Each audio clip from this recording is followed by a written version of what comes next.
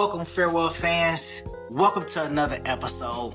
I wanted to take the time and pay homage to the podcast where I started it all. I was a moderator. I was a little bit of everything in this podcast. So I wanted to pay homage to Skip the Formalities. It was a show that me and the team started together way back when. And from there kind of propelled me in to here. So I wanted to pay homage to that team and that group and that podcast. The website, the YouTube is still up, so y'all can definitely go and check out the YouTube Skip the Formalities podcast. But let's go ahead and get into it. So you ever felt like you have been or are being manipulated? Somebody is saying stuff to get inside your head, kind of change some things around, and you kind of feeling like, man, I feel like they're trying to get one over on me, right? So I got one good for you today on how to avoid emotional manipulation. But before we go ahead and get into that, make sure you like, subscribe, and share our content. Also, make sure you go over to Shop Farewell MNG and check out the merch that's over there. It's some dope things over there. We got hoodies, we got shirts, we got sweatshirts, we got tees, we got everything. So go ahead, check it out, leave a review, let us know what's up. All right, so at any time that you feel like that you are being emotionally manipulated, look at the signs, okay? So before we can go into the signs, before we not really want to go into the signs, but we're going to like the tips and the tricks to avoid any of that stuff, let's talk about some of the things or the common signs of emotional manipulation. So we have guilt tripping. Now, I've been guilt tripped before. You know, Bill done guilt tripped me a few times. You know, make it seem like they did a lot for me. You ever heard that line? After everything I've done for you? Like, wait a minute. Okay. Yeah, you may have done that, but let's get it correct. What we're talking about now, we're not talking about then, we're talking about now. You know, and I've heard this time and time again, like, look at the things that I've done for you, look at the places I and got you, you know, and now you wanna get rid of me and stuff like that. It definitely happens in relationships. When you're about to break up with somebody, they tell you that look at everything that I've done for you. True, but now we're at the end of the road. So You're not gonna guilt trip me into making it feel like that we need to stay together because you've done so much for me. I've done a lot for you as well. Gaslighting, you know, making you doubt your memory, perception, or sanity. So I can't say I've ever been gaslit or gaslighted somebody. You know, that, you know, people try to manipulate people by, you know, making them believe that something didn't happen when it did happen. Like, say you catch the person you're talking to, you see them on the phone, or you see a text message on their phone, and then the text message disappears, and they saying like, well, you must have been mistaken, there wasn't no text message there, and clearly you seen the text message, but they sitting here playing you, thinking that there was no text message there. So now you sitting there feeling crazy, like, nah, like, I know it was a text message there, and now they got you like, oh, no, there's no text message. There's no text message. So, yeah, so that's definitely an issue right there. So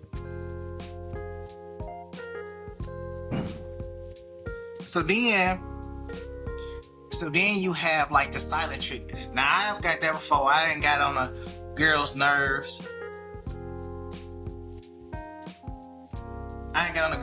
Before, and she like, oh, you know, she just stopped talking. Like, you mad. You know, we get into an argument, and now you don't want to say nothing to me. You mad. You want to just give me the side to treat me. Or, you know, you and your best friend get into it, or you get into it with one of your best friend co-workers, and now all of a sudden they quiet, they don't want to talk and everything, and they just give you the silent treatment. Like, come on. Look, you're not punishing me by being quiet. You just stay quiet. Matter of fact, stay quiet forever. Don't say nothing else to me. Just keep your mouth closed. Unless you looking to apologize because you know it was your fault. But being silent about it because you know you was wrong is not helping the case. As a matter of fact, it's not helping nobody, okay? Blame shifting. So blame shifting, love bombing, and withdrawal. No, never taking the blame for anything. Always making it your fault. Look, I've been in blame shifting. You're not gonna blame me knowing that you was in the wrong. You're not gonna blame me because we took the wrong turn. You were talking to me. It's your fault I made this wrong turn. No, it ain't. The GPS told you to go right and you decided to go left. That ain't my fault. That is not my fault. Not my fault at all. Love bombing and withdrawal. Intense affection, followed by a level of coldness. So, hey, I'm giving you all these gifts, you taking all this affection, hugs, calling you every day, and then all of a sudden, there's nothing. Which, that coldness could be ghosted. At that point, it could be ghosted. You probably did something wrong. You probably farted in the car and it probably smelled so bad that they were just like, you know what? I can't do this no more. Your breath probably went from the passenger side to the driver's side, or from the driver's side to the passenger side, and it was a done deal at that point. It was like, you know what? That breath is so atrocious that I can no longer sit here and deal with this anymore, and I am done. I was giving you all the affection. I was taking you out to expensive dinners. I was buying you the most expensive wine and cognac that you can drink, that top level Hennessy that you can find, and your breath is taking me out. Like, I just can't do it anymore. So then you have one of my favorite things, and not favorite for me to do, but the favorite thing that you could just recognize is passive aggressiveness. Now, a lot of people have passive aggressive traits. And what do they do with the passive aggressive traits? They put it in front of your face, okay? Because they say little smart comments. Now, I have known people in my job to be passive aggressive. I know people in my previous job to be passive aggressive. I've known people in relationships to be passive aggressive. I've known family members to be passive aggressive in their behaviors and everything. And it's like, be cool. Like, you ain't gotta say nothing smart. Like, you ain't gotta make like empty threats. Unless you're gonna act on them. Like, who makes threats? Like, if you're gonna make a threat, you might as well just go ahead and act on it. Like, people who are passive aggressive, to me, don't really act on the intentions that they say. Now, I could be wrong. Drop it in the comments. You ain't gotta tell me your story, but yeah, tell me your story. I want to know what happened and was somebody being passive aggressive towards you, and then turn around and acted on it. Now, here's another one that I have experienced in relationship, is playing the victim.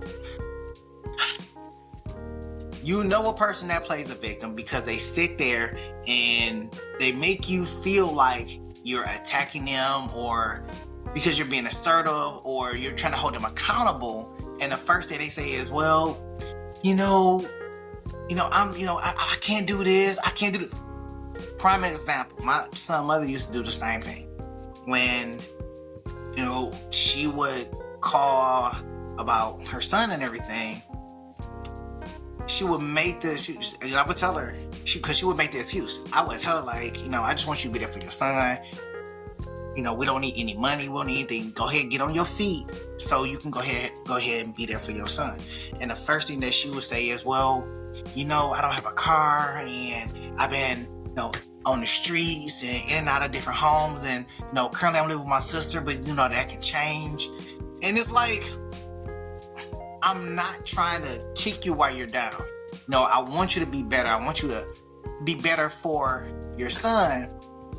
But at the same time, you potentially keep playing the victim role of woe is me. I don't want to hear woe is me. That's not what I want to hear.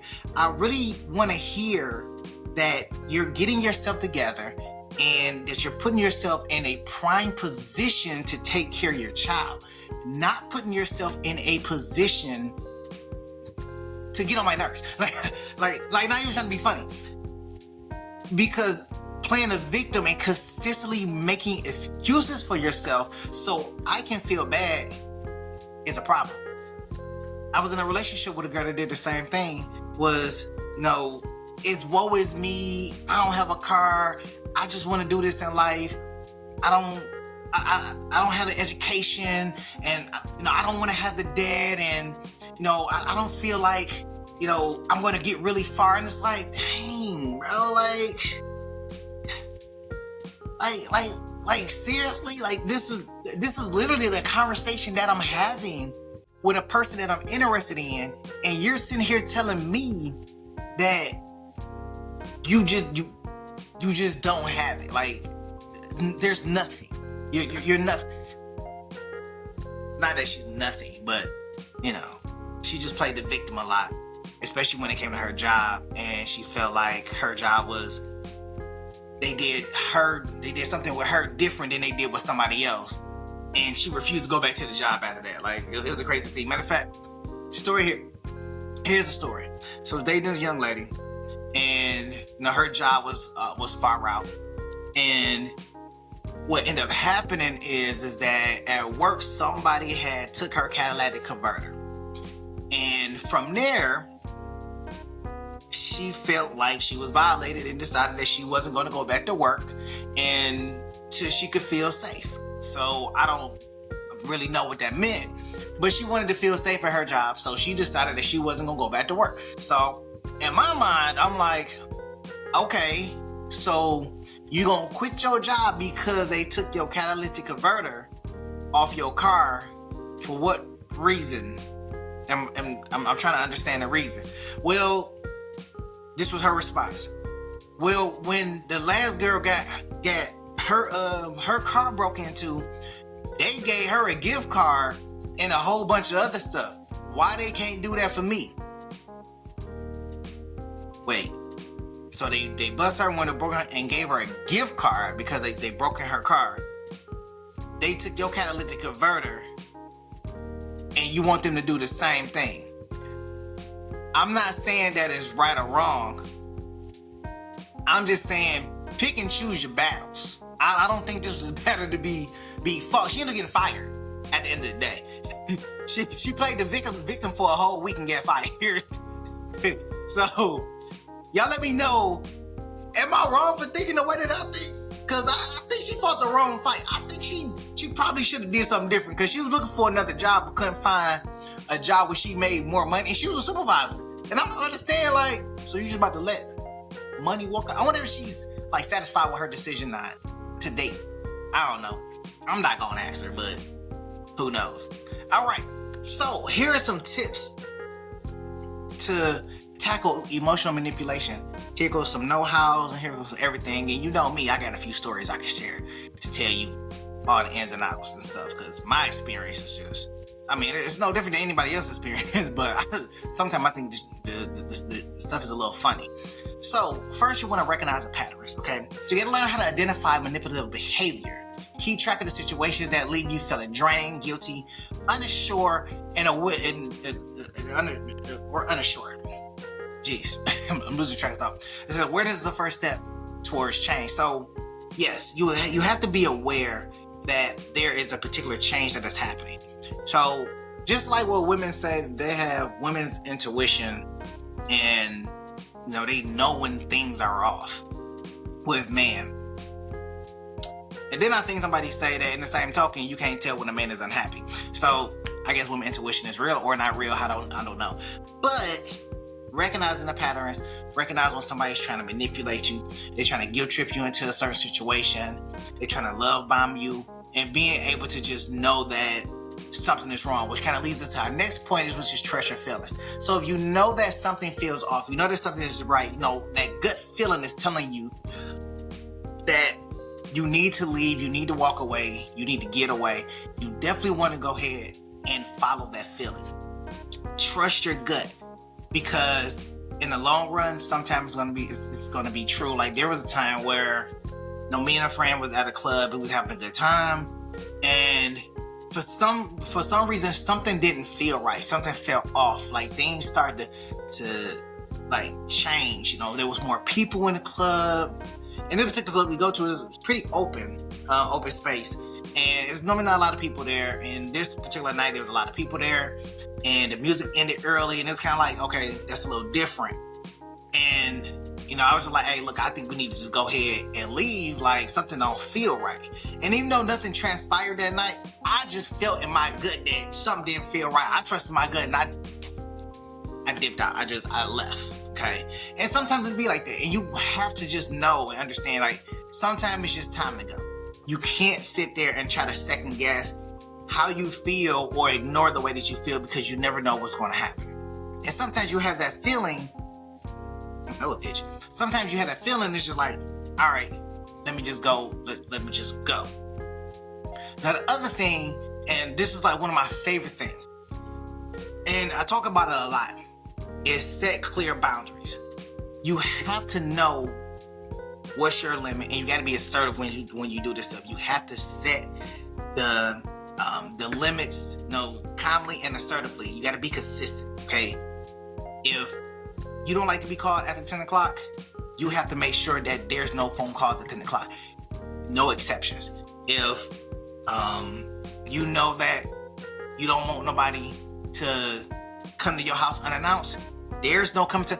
I don't like people coming to my house unannounced. Don't ever come to my house unannounced.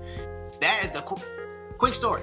So a friend came to my house. It wasn't unannounced. He said he was coming, and he said he was coming, he was like, I'll be there in 20 minutes. 5 minutes later, I heard somebody knock on my door. Now I'm gonna say, I didn't live in the most trustworthy building, so it's a little unsavory. So I went to the door, packing, of course, and when I opened the door, I put my gun out the door. He like, dang, it's me. I'm like, my bad. You said you'd be here in 20 minutes. It's only been 5. He like, well, I just thought I'd just come straight over. You probably should have said that. You should have led with that first and foremost. That's how you lead with the conversation, okay? Now, also, you don't have to justify or over-explain yourself. Now, listen. Manipulators often push for long explanations so they can twist your words. Keep your responses short and firm, okay? Short and firm. Just like that.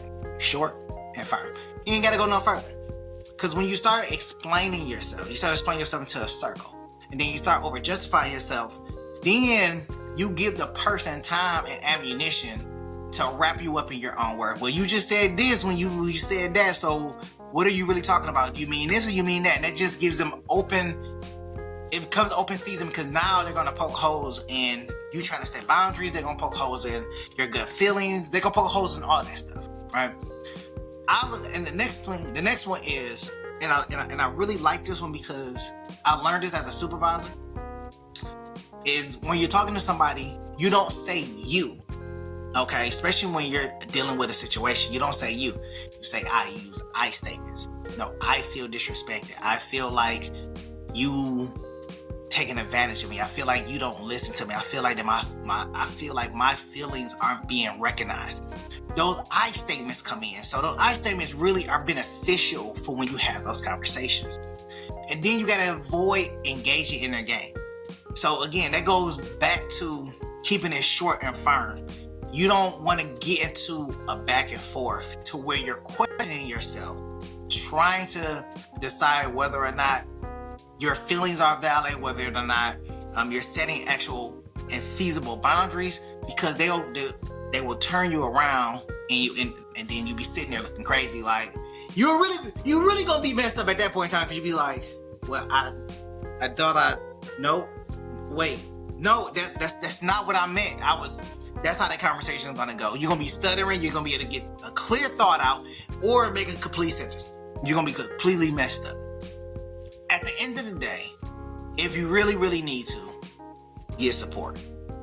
Okay? Sometimes there are situations where you're in the cycle, you're in that toxic cycle over and over and over again, and you can't find your way out. Sometimes you gotta talk to somebody, you gotta get help. Sometimes a friend can help you. And sometimes that friend can't help you. Sometimes you gotta talk to a therapist. And now, the therapy and counselors, it's so versatile. You can do it through text. You can do it through, email. You can talk on the phone. You can do it on the telechat. So it's making it way more convenient to get that help and have that conversation where you don't actually have to go into an office, which is way more beneficial. And if you didn't know that they had that stuff, yes, they do. Now, I don't have any recommendations for you, but, Google is free. You can always Google it and get that help through either text message, you can get it through phone calls, or you can get it through telechat. You can get it, on break at work, and nobody has to know but you. You can be in your car and that's your own therapy session.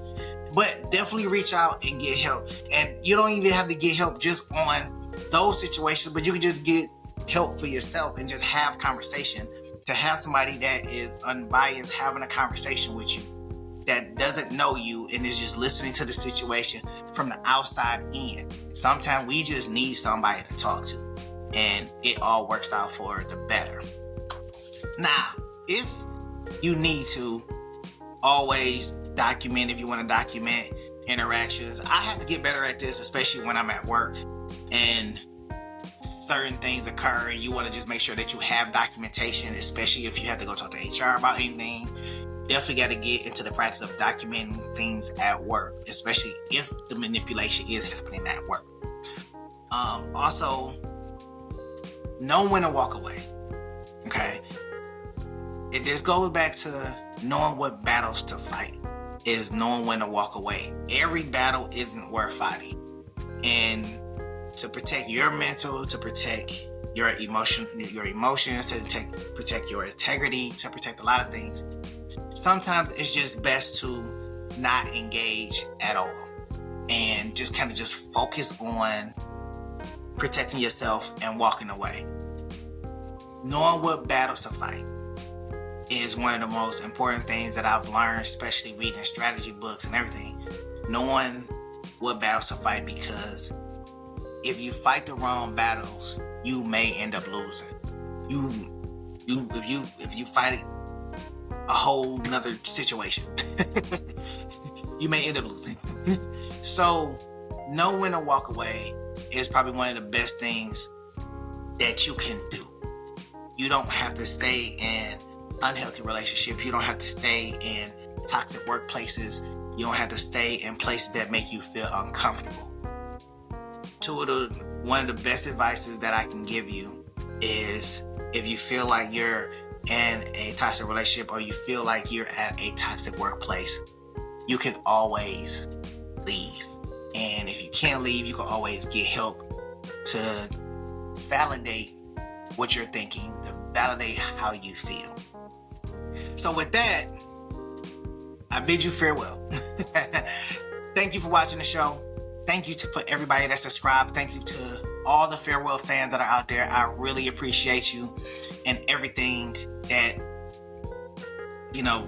helps me create this channel and create these episodes and everything.